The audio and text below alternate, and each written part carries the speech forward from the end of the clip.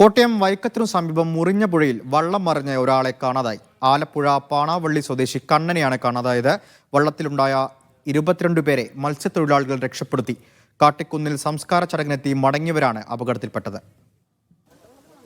ഉച്ചയ്ക്ക് 1 മണിയോടെയായിരുന്നു അപകടം. പാണാവള്ളിയിൽ നിന്നും കാട്ടിക്കുന്നിൽ സംസ്കാര ചടങ്ങിനെത്തിയ 23 അംഗ സംഘം സഞ്ചരിച്ച വള്ളം തിരയിൽ മറിഞ്ഞു. മൂവാറ്റുപുഴയാറും വേമ്പനാട്ടുകായലും സംഗമിക്കുന്ന ഇടമായതിനാൽ തിരയും ഒഴുക്കും ശക്തമാണ്. മറിഞ്ഞ വള്ളത്തിൽ പിടിച്ചു കിടന്നാണ് 22 പേർ രക്ഷപ്പെട്ടത്.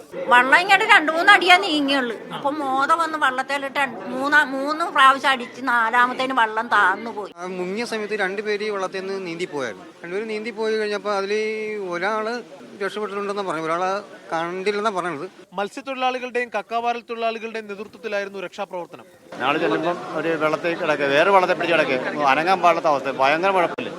തിരച്ചിലിനായി നേവിയുടെ സഹായം തേടി. കണ്ണനെ കണ്ടെത്താൻ തിരച്ചിൽ തുടരും. അതിൽ 22 പേര് ഇപ്പോൾ ഇവിടെ ഉണ്ടെന്നാണ് മനസ്സിലാക്കുന്നത്. തഹസിൽദാർ എനിക്ക് തന്ന റിപ്പോർട്ട് പ്രകാരം അവരെ ഇപ്പോൾ സുരക്ഷിതമായിട്ട് അവരുടെ വീടുകളിൽ എത്തിക്കാനുള്ള സംവിധാനമാണ് ഇപ്പോൾ ചെയ്തുകൊണ്ടിരിക്കുന്നത്. മറിഞ്ഞ വെള്ളം 5 കിലോമീറ്റർ മാറി ആലപ്പുഴ പെരുമ്പളത്ത് കരക്കടിഞ്ഞു. ടിബിൻ ഡൊമിനിക്കിനോടൊപ്പം ജോസി ബാബു, മീഡിയ 1, കോട്ടയം.